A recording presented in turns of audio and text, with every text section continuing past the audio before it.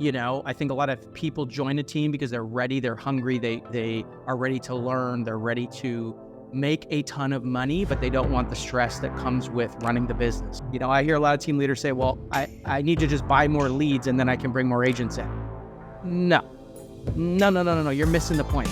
The mistake I see team leaders make here is they'll create a value proposition that offers a ton of stuff to the agent, meaning they're going to be spending a ton of money, but they have splits that are more like a model where they aren't going to provide tons of money. Welcome back to the Reside Platform podcast. We have back special guest Andy Mulholland of Simple Numbers. I'm Nick McLean, co-founder of Reside, and Andy's the guy that works with top 100 teams across North America when it comes to bookkeeping and financial reporting, all things money.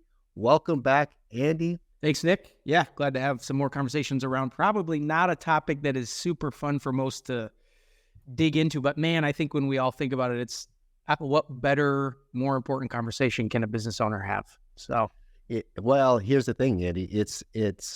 We had lots of great reviews and comments about our last episode. So check that one out. About Andy and I talked about the 5 simple numbers that he accounts for and looks at for every business owner that we work with at Reside and that you work with, right? It's 5 simple. Yeah, really just a way to simplify your profit and loss statement so that it can provide the most amount of value in making business decisions, right? Strategy.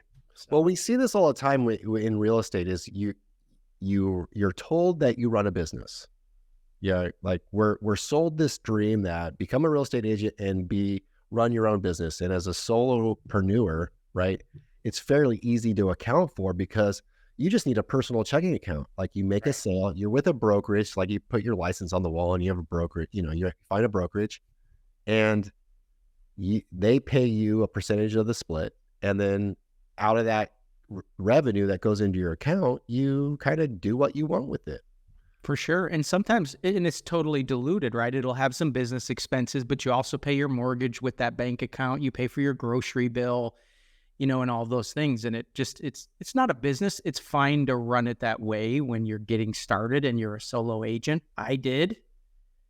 But there comes a point where we shift, at least some of us, not everyone does, but if you're building it like a business, there's a shift that has to happen. And I think there's some really important things that you need to change in the way that you look at your finances in your business, as well as the way that you run the business financially. So what is that shift that needs to take place?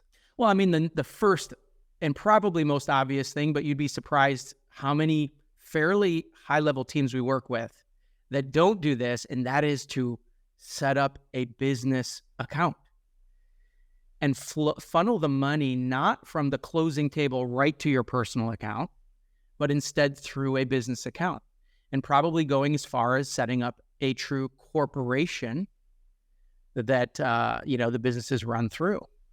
Now, I think this is a really interesting conversation because I as a team leader, broker owner, independent brokerage, when agents join my team, part of the value proposition is a business discussion that we're talking about the business. Like, why would somebody join a team and pay 50% splits or 65%, right? What is the value they're getting back? Well, a lot of it is explaining to them overhead and expenses and what it actually costs to run a business.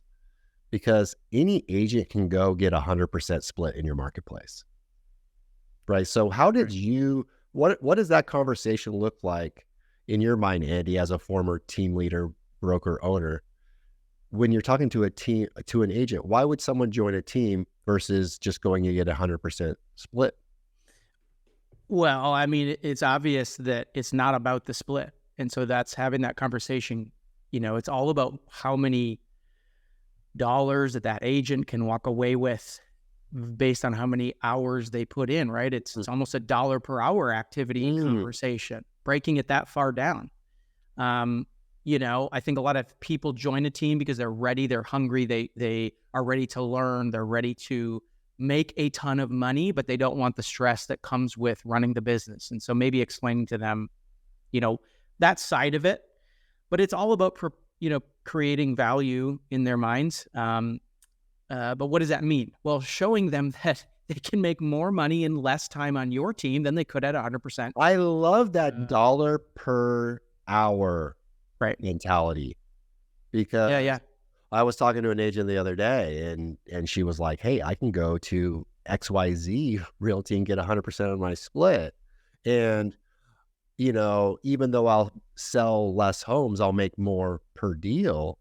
And I was like, well, are you going to factor in all of your expenses and costs it takes to acquire a client? What's your cost to acquire a client? Mm-hmm. Well, she's like, I'm going to wait tables. I was like, okay, so how much do you make per hour waiting tables? Mm-hmm. Well, I'm going to wait tables to pay my desk fee. See, everybody, a desk fee is where you pay a certain amount per month, and in return, you get a better split. I said, okay, so you're going to work for $20 an hour so that you could pay a desk fee. So how much are you paying? How much are you making per hour? Because you have to factor in that waiting the tables, like you said, right? Right. And is that really what you want to do? Yeah. And when they see it, they don't. The other part of it, the money side is one thing, but just the risk, liability, monthly overhead stress, right? That's a whole nother form of value that you can provide for them, and you're taking that on. And so there's all those types of conversations that can be had. I remember what we did is we had a sheet of paper when we talked to new agents coming in, and we'd literally list out everything we spent money on and the value associated with those things. And it could be as simple as having a courier that would do the signs for them, having a professional photographer that we'd pay for on the listings we'd take, whatever it was. Like literally listing out everything and assigning a dollar value, and at the bottom having a cumulative total. And it was actually amazing just from a dollar perspective, not the other stress and overhead and all those things we talked about, strictly dollar perspective, the amount of value that we bring to these agents, when they join our team.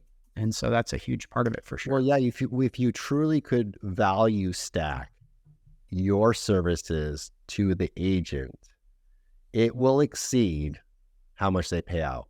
It will far exceed anything. I mean, if you look at a transaction coordinator, a call center, lead, how much do you spend on lead gen, office space, right? Oh yeah. Office supplies, listing coordinators, couriers, photographers. And do you put a dollar value per month? It would be shocking. It'll be shocking. And what's funny is that's just the hard dollar cost. I used to tell team leaders that would struggle in seeing the value. Sometimes they didn't see the value in joining their own team. They didn't believe in the value. Well, one of the things you can do is look at the hard dollars you're spending, but it's not just about the money you're spending either, right? I'm the money guy. I do bookkeeping for real estate teams, but there's so much more value you bring as a team leader. Just the fact that they have you by their side, the fact that they have your cell phone number, the fact that you know their goals, the fact that you care about them personally, we all know that can have a huge impact on a productivity of a person. And without that person or that, coach or group of friends you have, whatever, but just the relationship you have with someone who knows about you, cares about you, and wants to pour into you, the value of that is unbelievable. The accountability. We used to have morning huddles. The fact that my agents had to show up and do a morning huddle was worth tens of thousands of dollars to their annual income. Not because I was anything special for them to see in the morning, but just the fact that we all did it together. And so that's the power truly of the team beyond the money you spend. I hear a lot of team leaders say, well, I need to just buy more leads and then I can bring more agents in. No. You're missing the point. You don't see the true value in what you can provide these agents. And that's number one. We got to get that dialed in. Yeah. And I always like the thought of when you're on a team or a brokerage that has a lead product or a lead system or services that can increase the number of units you can do every year, right? what you're doing is could you sell 20 homes on my team, okay, and make $100,000? Yes, for sure. I see that happening. Could you also go somewhere else and sell 10 homes and make the same amount of money? Absolutely, right? Because you can go get 100% split and do it all yourself. Now, the thing about it is you got to do everything. So you're making less per dollar. Like you said, Andy, you're taking on more risk. And what's your risk tolerance look like? And you have your database and referrals will be fewer in the future. So let me explain. You will be selling more homes with our company, and in 5 years, you'll sell 100 homes, which means you have 100 past clients. And statistically, I can show you how many referrals you're going to be getting. So raise your hand if you'd like more referrals in the future, right? Do you want more people that know, like, and trust you that are going to just hand you business? Like, do you want to work by referral in the future? They all say yes. Oh yeah, I want to work by referral. Oh, awesome. Okay. So in 5 years, you're going to have 100 clients. And I can show you how many referrals you're going to get. If you go do it this other way, yeah, you'll only have to sell 10 a year, but you're going to have half as many referrals. So it's going to take you twice as long to get to the point in which you can run your business based on referrals. Right. Do you want to wait that long? So I'm a pathway to get you to what you want in the future quickly. Now, it's my goal to hopefully retain you and build a relationship in which you want to stay. But I understand if there's ever a point in the future. As a team leader, I don't pretend that there's not going to be a day in which you're going to consider leaving. Right. It's my job as the owner to figure out a way for opportunity to keep you. And I think a lot of times team leaders and things, they think, okay, can I keep them forever? Or how does that look? No, the relationship worked really well for what you did. Did that spur any thought to you, Andy, in terms of the way you thought about it or the way you see it? Yeah, it did. I thought of it. Here's the thing is that I'm seeing, and I learned this through looking at people's financials, there are different models that people are running, and their mindset around what you just talked about changes depending on the model. There are models that are a very low profit margin. If I look through a P&L statement and I can see that they have a very high cost of goods sold, which meaning they pay a lot out in agent split, they don't spend a lot of money because they don't have much left, and they keep just a small margin, and maybe they have a huge number of agents or multiple locations. So their dollar amount they make is still really pretty good, but it's just a very small percentage of the total revenue. They think about what you said a little differently. They think, I'm not going to really care about the agent. It's all about bringing more in, and some are going to leave, and then I'll bring more in, and some are going to leave, and it's just a churn and burn game. It doesn't mean it's the wrong game to play. I wasn't a fan of that game. It's not the game I played, but it is a game that is played, and it is a model. There's another model maybe in the middle that we'd call more of like a teamerage, right? It's not really that brokerage model I just explained. It's more of there's going to be a split to the agent. It's going to be pretty good so that I have enough money coming in as the owner to spend and really kind of add some value to the agents, maybe in the form of an office, some marketing, an admin team, some leads, and maybe a little bit of accountability, but they're kind of on their own too. They're building their own business within my business. And so the margins are a little bit higher. You have a little higher profit margin. And your mentality might be more in that scenario is probably more like what you were explaining, which is, come build your business within my business. And I'm going to provide you with all the support you need to do that really well. In fact, way better you could at 100% model. There's another model as well, and that's on the other end of the spectrum, I would say, which is, more of a, it's a really high profit margin, team leader person more involved in the business, and their team members are more almost like employees in the sense that they do what they need to do when they need to do it. And if they left, we just replace them with someone else. The clients are the company's clients, not the agent's clients. The expense model's a little bit higher, but the splits to the agents are a little bit lower. So here's the key, I think, with all of that is that, you have an economic model that you've got a model you're following, whichever one of those it is, or something in between. so that you know, okay, if I'm going to pay out this much to the agents, I know how much I have left to spend, and I know what I'm going to be netting. And now you know kind of how you need to approach those agents when you go to make that value proposition we were just talking about. The value proposition on my team was much different than the value proposition on your team, which is much different than the value proposition on a brokerage style team. And so I think that's the key, is what model are you building, and then formulate your valuation to those agents based on the value you're bringing them, you know. But the mistake I see team leaders make here is they'll create a value proposition that offers a ton of stuff to the agent, meaning they're going to be spending a ton of money, but they have splits that are more like a model where they aren't going to provide tons of money. And so now they have no profit, and they're stuck now in production.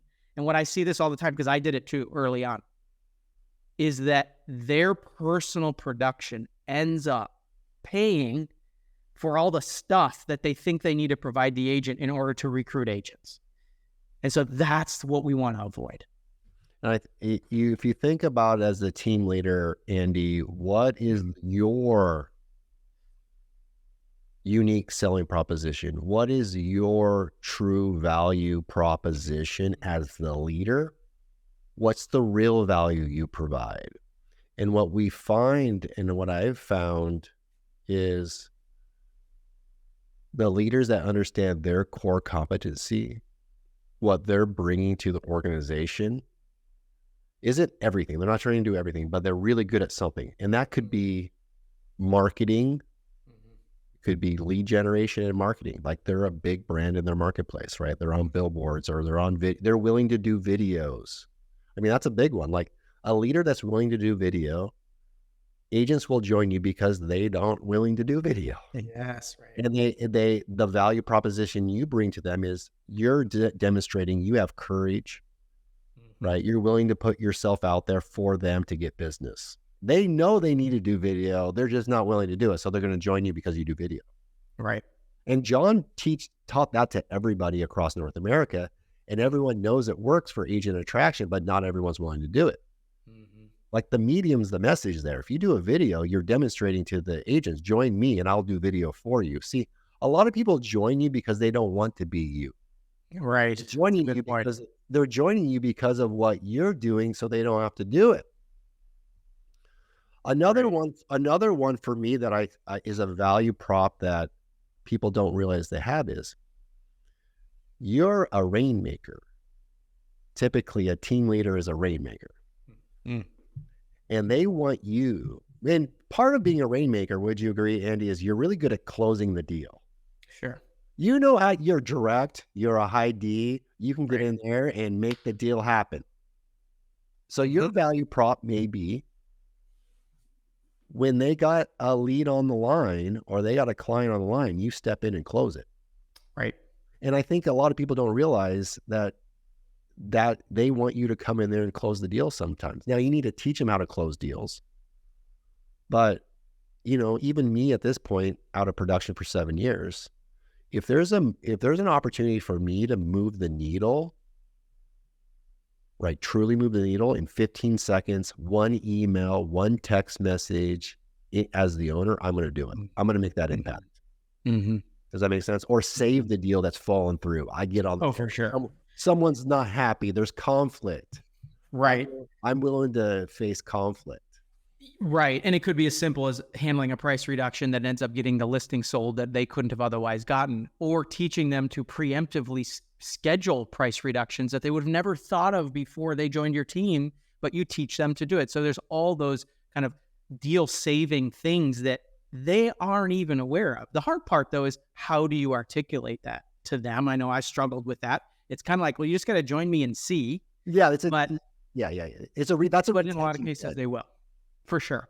It's probably more of a retention play than anything, or, you know, you're going to get referrals because you have an agent come join your team, and like, right, they like, whoa, this broker is different. Now, I think everyone should think about this as a team leader. You need to think about yourself as the broker owner. Do you see that? How do you see the mindset, Andy, with people that are the broker owners, independents versus the people that are team leaders. That they have a bigger brand. Like we're brand agnostic at Reside, right? So are you. You work with EXP, Real, Remax, independent, right? So do we. Yep. But what's the mindset? Yeah, I mean, I think I was an independent brokerage. I started at Global Banker, went to Remax, was an independent broker. So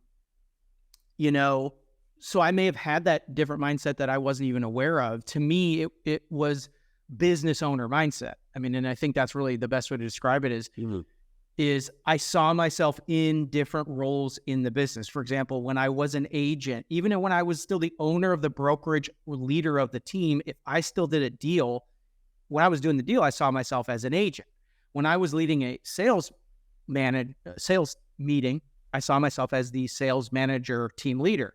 When I was dealing with something else at a brokerage level, whatever that would have been, I saw myself as the business owner. Maybe that was when I was dealing with the financials. I saw myself in that business owner role. And so I think it's important we see kind of what role, the different roles we're in. We pay ourselves accordingly. We also look at the business in a different perspective when we're in those different seats, for sure. It's like in different scenarios, what hat are you wearing? Yeah. What 100%. Role are you? And I think as a team leader, broker owner, you're wearing many different hats. And so know how to context switch is one way to think about it. Know the context and wear the right hat. So if I'm doing a training, I'm wearing the training, coaching, leading hat. And I don't want to confuse them with the broker owner hat or the top agent hat, right? I don't want to confuse them. If they're coming to me with a question about a contract or an agreement, I'm wearing the designated broker managing hat, even though that's not, maybe there's somebody above me. Right. And I would just caution people too, when you're like, well, just call the designated broker. Like if you're at a brokerage and you're just always deferring to some other person outside your organization, that for me in control, I don't know about that one. Well, control and value. Think about it. If all of a sudden you're deferring them to other people for all these things, they're going to be like, well, what am I with this guy for? Or this gal? I just go to the broker. Maybe I should just join the broker. So yeah, I think it's all about retaining value, because the more value you can create and or retain, the more value they'll see in you. Somebody told me once, and to me it made sense, value unarticulated. I don't think unarticulated is even a word, but that's what they said. Value unarticulated is value unappreciated. Where can we take something we're already doing, like you were saying, we have a broker owner, but we can act as that broker owner and think about things like the broker owner, and show up like the broker owner for our team, even if we have somebody that's there that could do that, because we're trying to articulate more value, because we want our team members to appreciate it. So maybe a good question to ask is, where in our business is there value that we are not articulating well? Would cost us nothing to start articulating it well, or even just identifying it, and could add value to our team members that they don't even know exists. Yeah. And where has that value emerged that you can then share with the whole team? So if you can if people can see value vicariously through someone else, share it. I'll give you an example. Over last week, I had an agent that made a deal happen, and they made that deal happen through training and guidance and mentorship. She had never done a land deal before. And so she had questions, and our team was able to answer those questions and guide her to put together a land deal. She was excited. Well, guess what I'm talking about at the next team meeting?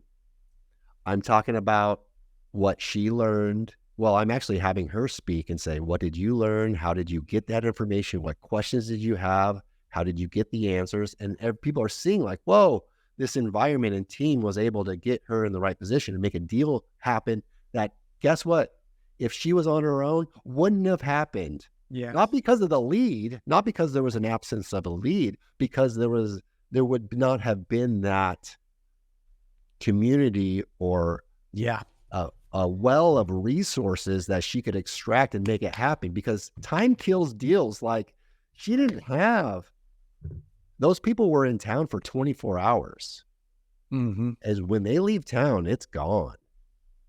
And she made it happen because she was able to like get her questions answered. It's so true. I mean, I think sometimes as the team leader, we think it's all on us to provide all this value, when the real value is the collective whole. I mean, I think of John talks about this all the time, where he says, like, I'm not the one who's going to solve all your business problems, but guess what? I know who to put in a room with you to help you solve all of the business problems that you have at the highest level possible. And so it's maybe us as team leaders humbling ourselves enough to really realize that the collective whole is way more powerful than we could ever be, but we're assembling that.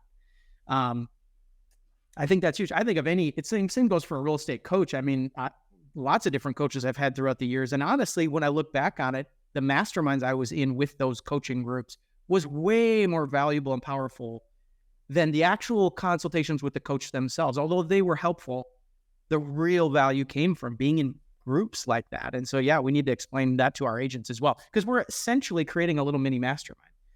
It also is one of the reasons we have to be careful about who we bring into that group. If we have, imagine you're an agent new to the market and you're thinking about joining a team or going to an independent brokerage, and you're comparing teams, and one just has a bunch of low producing agents. They might have a ton of them. And then a different team has a few, but they're all high producers. There's so much power in being part of that group. People just innately understand, without even being explained, that there's so much more value in that. So numbers aren't always the key, you know?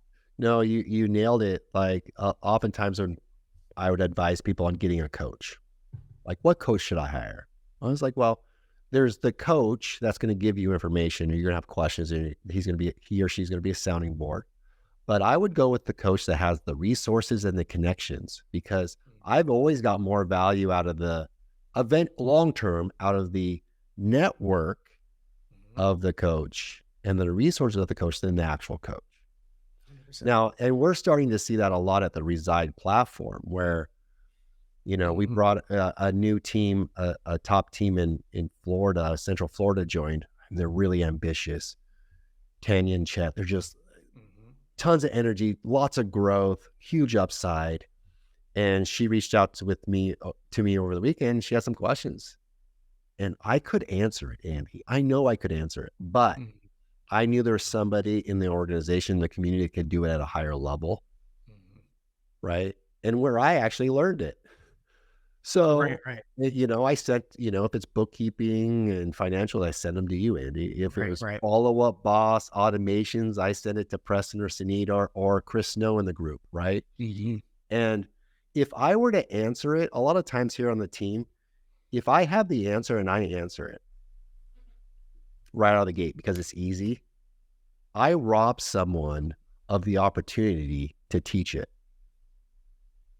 And we know it's a cliche to teach it as to know it, but I'm robbing them of going and having that experience. And also, like, the person that teaches, the fulfillment you get from helping somebody is amazing. And you feel smart, you feel needed. Right. So I think about those things too. It's hard though, when you're a team leader, to slow down enough to do that sometimes. And I think that's the challenge, is these team leaders are just, it'd be quicker if I just answered it, quicker if I just handled it, quicker if I just deal with it myself. And we gotta, like you, slow down enough to think, who knows this better? How could I help them become a leader in my organization?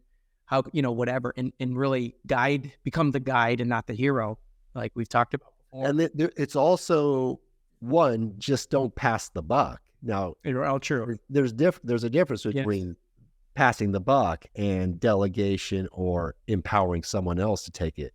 Right. And I think it's just the intent behind it, right? And so a lot of times it's probably better to, how do I help them problem solve that? What questions can I ask them? Because they probably already know the answer. Right. But maybe they're not as sure they have the right answer. Well, I mean, I always did the 3 answer rule in my organization. When anybody came to me, they had to come with the 3 potential answers. Guarantee one of them was always the right one. They just didn't have the confidence to choose it. And that's what they're coming to you for, is actually the confidence to say, that's the right one. But pretty soon they stopped coming because they knew and they got that confidence to pick the right one. So how does that framework work? How's the 3-answer rule framework?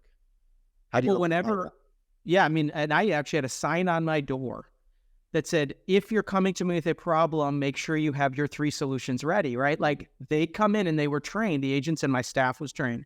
If they come into that room, they better have, otherwise I'd turn around and say, go figure it out and come back when you have some ideas. I was not going to just take their monkey and solve it for them. And if I did do that, and here's the thing, like everyone, I did it wrong for a while until I realized this ain't going to work. Once I had 12, 15 people on my team and they were it was all day long. This was like a major issue in my business, was how do we get, and I started by just not coming into the office. Well, that wasn't the solution. I needed to be there for them, especially before I had the right people in place to lead the business. But come to my office. Here's the problem. Great. What do you think are the 3 options here? Which one do you think is the right one? I agree. Right? Or you would say, well, let's think about that. If you went down that road, what would happen? Could there be another option that would be better? Right? So even though I knew the whole time what the right one was, and chances are they did too, it's slowing down enough to help guide them. And again, be that guide and not the hero. That reminds me of a book, Carol Dweck's Mindset. And I don't know if you had the chance to pick that one up. No. Carol Dweck, CarolDweck, I believe, Mindset. And it's about basically rewarding or acknowledging people for their effort, not the results. And for not telling people they're smart, but telling them that, their effort or their problem solving was what you really liked, right? Right. Because what happens when people think they need to be smart, or they think they need to know everything, when they don't, they hide it. Or when they finally fail, they fail hard, right? Because it's all about this perfection. And so it's a great book. I think everyone needs to read it, whether you're father, right, mother, teacher. Actually, it was given to me by my sister, who was a teacher. And I could see it applying to, as you're talking about. I'm like, man, I need to work on that with my kids for sure. So with my daughter, 5.5 years old, Ellyn, it's like, rewarding her for not how fast she did the assignment, but maybe like for her working through a problem she had a hard time with. Right. Or, not that she's smart, but what was smart was not giving up, right? And maybe having to go back and try it later. Right. So staying with it longer. I think Albert Einstein had a quote, something along the lines of like, I'm not the smartest person in the world, which he was. I'm just willing to work on problems longer. I'm like, yeah, whoa, I didn't know that about mathematics. I thought you just knew it or you didn't. Right. So the point I'm making with agents is this. If your framework on 3 solutions is awesome. So if they come to me and they have the solution, wow, you have the solution. You have the 3 solution. Awesome. You have the solution. Perfect. Like, that's a smart solution. But what's more impressive is how did you come up with that? That's why I want to know, what was your decision making? What did you explore? How did you arrive there? And they're like, well, I don't know. I asked around. I thought about it. I did this, and I would reward that. It's like, yeah, great. I really love how you took the time to do these steps and work on it. Yeah. And then talk about adding value to the community. At the next sales meeting, you have them say, hey, Johnny came up with some solutions to a problem. Johnny, why don't you share what your strategy was around finding those solutions? I mean, you could just add value. There's so many places we could add value like that to our team members. Here's the thing I find though, Nick, I think so many team leaders know what we're talking about. It's being able to slow down enough to do that, because we're doing a million things. We may have the wrong economic model. We're not making money like we feel like we should be to be able to pay our bills like we used to when we were in production heavy, because we're shifting to a team model and running it like a business, and our income goes, and then there's stress at home and all these. And so we're just like, solve the problem so I can get my personal deal done, or I can get the next problem in my business solved. And so to me, not to make it all about money always, but it's the reason that money causes so many problems in relationships and things and in business is because we don't have it dialed in. If you get the money dialed in and you can breathe a little bit, all of a sudden you have time to pour into these agents, add more value. But if you don't, and you're stuck in production and you're swamped all the time, you're going to be impatient, quick to just solve the problem, and you're not going to be building a true culture, community like we talked about. So I hate to say it, but it all goes back to the money. Well, that's interesting because we all want to make more money, right? We want more. We want to keep most of the money, and it kind of leads me to this. So Andy, Ellyn, and all Simple Numbers, Mallory, the awesome team, they run the financials for our Reside Platform clients. And it's funny, Andy, like 30 minutes ago, I was just reviewing the financial reports with one of our clients. And slowing down and taking 30 minutes to review line by line last month. So it's October 2nd as we're doing this. We reviewed September's. Your listing income, your buyer income, where did it come from? What was the source? Who made the deal happen of your agents? How much are you bringing into the company versus your agents? How much did you pay out to your agents from the income they brought in? What's left over, which we know that's gross profit. And then we just go line expenses. Can I cut anything? Where can we trim the fat? Where do we double down on what's working? Right. And I don't know, you've done a lot of these reviews with people. Right. The clarity and sense of relief I think is the biggest value when you look at the numbers. It is. It's funny. This isn't natural to our human nature, but with structure comes freedom. And it's no different than with our money. We stress about money when we don't know what's going on and we don't feel in control. But then we avoid it, right? Because it brings us stress. But the reality is, if we can get a handle on it, the freedom comes by having structure, around that. And I think that's the key. I think it's also important that we keep it super simple. If it's complicated, that's where we struggle. I mean, Alex Hormozy just put this on his X account or Twitter account. It says, you don't become advanced by doing fancy stuff. You get there by doing all the obvious beginner stuff you knew you should be doing but aren't. And with financials, it's no different, right? And so I think those are some of the keys I'm finding as we're working with more and more teams on dialing that in. And what's amazing about having a financial reporting rhythm, I like rhythm, is it's every month. It's every month. It's every quarter. Right. You review it. And you make adjustments. And it doesn't have to be boring. I think that's the key, right? I used to dread looking at the financials in my business, absolutely dread them. And I'd always come out more frustrated, but it doesn't have to be like, gag me, this is boring, I'm dreading this meeting. If it's done right, if it's done, like you said, rhythmically, right? And you can pull strategy out of them. I think that's the key. What strategic moves can we make in our business that we can get excited about based on the financials, which sometimes is hard to understand that you could get them out of your financials, but it's all right there. It takes, here's what a lot of team leaders, broker owners do that don't look at numbers, is they make emotional decisions. Sure. And they make emotional decisions. Like, I feel like it's working. I feel like it's not working. I feel like I need to buy more Zillow or cut Zillow Or I feel like that guy on stage or gal on stage who said this awesome new thing they're doing is working. I'm not even going to check into the ROI or whether it's actually proven. It made me feel like I'm missing out. I better do it. I'm going to spend the money. Or, so I mean, I agree. That's just huge. Or they follow that up with, Nick, what I call bank balance accounting, which comes from Mike McKelloch's Profit First book. He calls that same too. As business owners, most of us do bank balance accounting or bank balance strategy. Do I have money in the bank account at this moment? I feel good. New lead source paid for. Do I have money in the bank account? No. Okay, maybe I won't do that this month. That's the strategy, and that's how you get in trouble, because like you said, our emotions are, we're in a great mood when there's money in the bank account.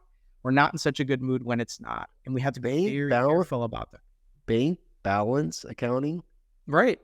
Is there money in the bank or isn't there? Bank balance strategy, not so good. Scary stuff. You know what bank balance strategy has really kind of threw me for a tailspin is when I didn't account for the taxes that need to come out every quarter. Right. So man, my bank balance is feeling great, and then all of a sudden, Boom. wham! Yep. Bank balance is down, or giant credit card account balance gets wiped out because I pay all my business expenses go on credit cards, most of them. And then I pay my credit card off every month. I've done that for 12 years, right? Automatic, the full balance every single time. Yep. And it's good for points. There's different ways to do points, different things like that. But, that's just one strategy we use. I think it's key on credit cards. I'd like to get your thing on credit cards, and we can kind of get you on the pod another time. Sure. Is definitely have a credit card solely for business, right? Yes. Well, I personally hate to say yes. I think that is a strategy that can work if you're very disciplined, but I'm fearful. I personally, 0 credit cards in my entire life. Okay. Yes, I miss out on certain things, points and flights and all these things, but I don't miss out on a Dave Ramsey. Yeah, for sure. That's how I got my start in understanding financials long ago. Was I had a ton of debt and I was thinking of money as in the wrong way. I think for disciplined people who understand money, that can be disciplined around doing what you're doing, is paying that off. That here's where they'll make the mistake. Oh, that new lead source I heard about at that conference is so good, but it's expensive. But you know what? I have money on my credit card. I don't have money in the bank account. Let's just swipe the credit card. Next month should be good, because if I do this lead source, I'm going to sell 5 more homes. Probably that's what the person on stage says. So I'm going to go ahead and swipe that credit card. It doesn't happen. They've got $20,000 balance on their credit card they can't pay off. That's what I get when I get fearful. Now, if you're disciplined, you got 3 to 6 months of reserves in an account, personally and for your business. You pay yourself a consistent salary so you can live off your salary. Your company's running a profitable model. You've shown months of consistency, and you're a disciplined person that is going to have a system around paying off your credit card every month. Then I think it can be a good thing. So we just have to be aware that there are people who don't have those things in place that could really get in trouble quickly with credit cards. Understand. That's my 2-minute spiel on that. I love that spiel, and there's a lot we can pull out of that. Yeah. Number one that's pull out of it is pick up on what Andy just said. 3-month, 6-month reserves for your business. Now, when I'm calculating my 3-month reserve, Andy, how do I arrive at that number? Part of it's going to depend on your tolerance level for risk, right? Some people say, well, should I have 3 or 6 months? You decide. Minimum 3, probably no more than 6. Well, if you don't have 3, start there. Start there. Yeah. Right? Start with $1,000 if you have to, whatever. But 3 to 6 months of business reserves, I always felt comfortable on the higher end. I just did. Personally, it let me sleep at night a little bit easier, especially in a market in Minnesota where winters were dry, summers were heavy, very cyclical, and I never kind of knew what month was going to come and what was going to happen. But yet my expenses were the same pretty much throughout the year. Secondly, I would look at not your costs of goods sold. You're not going to have 3 to 6 months of reserves on the amount you're paying your agents. Why? Because if you're not doing a deal, you don't have that cost going out. So any costs of goods sold, sign installs, like things that are associated with the transaction, you don't got to save for because it's not going to be there if the home doesn't sell. But your fixed expenses, right? That's really the easiest way to sell. You're going to sell 0 homes over the next 3 months. Yeah. What's your monthly nut going to look like? And do I have 3 nuts saved up? There you go. 100%.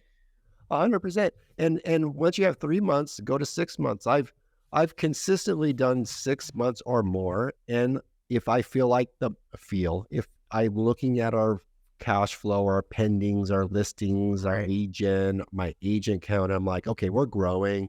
Okay, I'm going to do a owner distribution, or I'm going to pull some money out for personal. I'm going to pay myself now and bring it down to 6 months.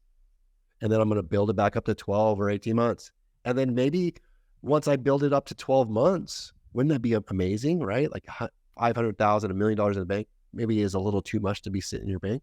But I can take a risk, right? Maybe I do a marketing play that I wanted to test because I have an extra capital.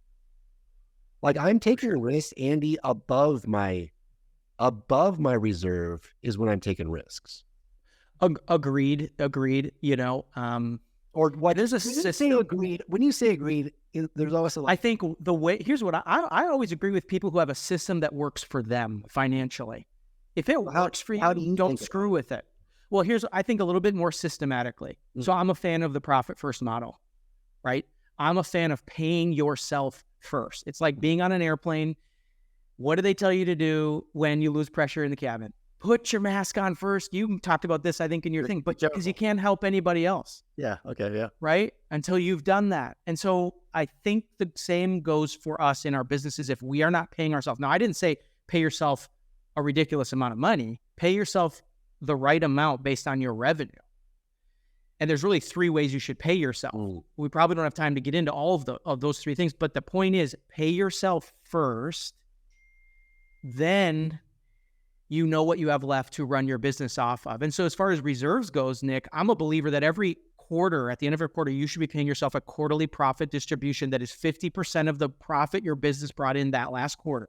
And by profit, I mean after you paid your agents, your broker, and all of your expenses. The other 50% should go into an account until you have that 3 to 6 months worth of reserves saved. Once it's there at 6 months or whatever months you're comfortable with, now 100% of that quarterly profit distribution could be paid to you personally. That's your money for taking the risk and being the business owner, just like you would if you had stock in a business. Now, if you said, I know I'm going to have investments coming up into my business in the future, you could start to build that up to 6, 8, 12 months. But the point is, every quarter you should be paid as an owner of your business. Otherwise, guess what? It's not profit. If at the end of the quarter you say I made 10 grand in profit this quarter, or 100 grand in profit this quarter, or $1 million in profit this quarter, but you put it right back into the business, it wasn't profit. You spent it. Profit is money that you pay yourself. That's how I see profit. If it isn't that, then it goes right back in the business. You're quote unquote reinvesting. You're reinvesting it back in the business. So, but my opinion, and I realize people disagree with this too. My opinion is that reinvested profit was never profit. You just spent it. It's now an expense. Well, so be careful, in my opinion, with that. Saying I had 50% net profit, but I reinvested 25% back in the business. Well, then you really had 25% net profit because you spent the other 25% on stuff. Now, I get it. It's an investment. You're putting it in the business, but you spent it. So be careful with that mentality. Well, let's think about that for a second. So let's imagine I made $100,000 profit and it was a 50% profit margin. Oh, look at me. I got 50%. Yeah. And then I take 50 of that 1,000 and I buy a car for the business. Okay. I reinvest it. I actually had 25% profit margin. And now I have I 25% profit margin. Now I have a $50,000 asset on my balance sheet. Sure. That's a car. Yes. Right. So that's what Andy's saying. He's saying I reinvested in something that now is showing up somewhere else. Yeah, I am. I think I was thinking more, be careful with where you reinvest that. If someone says, I'm going to take the other 25% and invest it in a lead source, a non-asset expense, and that lead source doesn't go anywhere, or even if I close a few deals on it or whatever, even if it's a good ROI, be careful, because we can play that game all the time. And then all of a sudden we're down to almost no profit in our business because we're quote unquote reinvesting for the future. My challenge for people is be careful with that. It's a slippery slope, because when does that end? Is there a point now where it's like, okay, I don't have to reinvest anymore. I just am at my 50% net profit or 25% net profit or whatever. No, it never ends if we have that mentality. I think you'd be better off saying, no, I'm in the scenario you gave, Nick, I am 25% profitable. That's the profitability mark I'm shooting for. Everything else I'm spending in the business. And now you're at least clear with yourself that you're a 25% profit business. But if to say I'm a 50% profit business, but I reinvested 25% back into the business, well, you didn't. You just spent it. Now, if you're buying an asset, maybe a bill, whatever it is, an asset that isn't just an expense, it's different. It's a different scenario. But still be careful with that, in my opinion. Oh, for sure. And you can buy leads. You can reinvest and buy leads. Okay. What you've done is you've increased your inventory of bought leads. Now, if you start thinking about your leads as assets you've already paid for that just haven't converted, you might realize, wait a second, I don't need more inventory. I already have tons of inventory. So why am I reinvesting money for more inventory that I still don't have? So if you were a retail store and you were selling jeans and t-shirts, right? And you made some money and you have a warehouse full of more jeans and t-shirts, all you got to do is bring them to the showroom floor. Are you going to go buy more jeans and t-shirts if you have a warehouse full of them? No, you'd be like, well, we don't need to buy more. Let's just move more front. So it's such a great way to see it. I've never heard of anybody talk as leads, as inventory, as assets like that, but it's so true. And this is why we make some mistakes as team leaders, because we don't look at it that way. And like you said, we have a bunch of jeans, but we buy more jeans because we have profit. And it's like, well, we got all these jeans to sell now. No, let's just focus on selling what they're better jeans. They're newer jeans. Yeah, right. They're newer jeans. They're not the junk jeans, right? We need to do a better job of leading our team and putting in systems and accountability to help our agents and our ISAs convert at a higher level. Totally. That's where the profitability is at. It's not taking our money, our profit, and reinvesting in more jeans, right? So yeah, agreed. But sometimes you need more inventory. Sometimes you do. And so I think when you think about leads as inventory, it changes the way you think about your business. Yes. But you better have 3 to 6 months of reserves before you're, quote unquote, reinvesting profit, in my opinion. I think that reinvestment of profit needs to be to build up those reserves. And guess what? Life is just sweeter when you have that money sitting there. You don't take those deals, as the team leader, you shouldn't be touching. You don't miss your kid's soccer game because you might lose out on an opportunity somewhere. Like, no, you sleep better at night, and life is just sweeter when money doesn't become our master and we make it our slave by controlling it and have a system and a process. And, it's biblical stuff. I mean, that's just the way I see it. And I think it's so important, if you can't tell by my tone. Well, there's no better way to end this episode, Andy. It's always a pleasure to have you on. I always learn so much. Likewise. I feel like we share the same values when it comes to this stuff. And that's why we have this podcast, to contribute to everyone here listening. If you like it, please download other episodes if you haven't listened to Andy's first episode. And if you want to explore Reside, we're here. This is why we're doing Reside, so people can have this level of clarity and freedom as well. So, Andy, thank you so much. We'll have you on again soon. Sounds good. I appreciate it.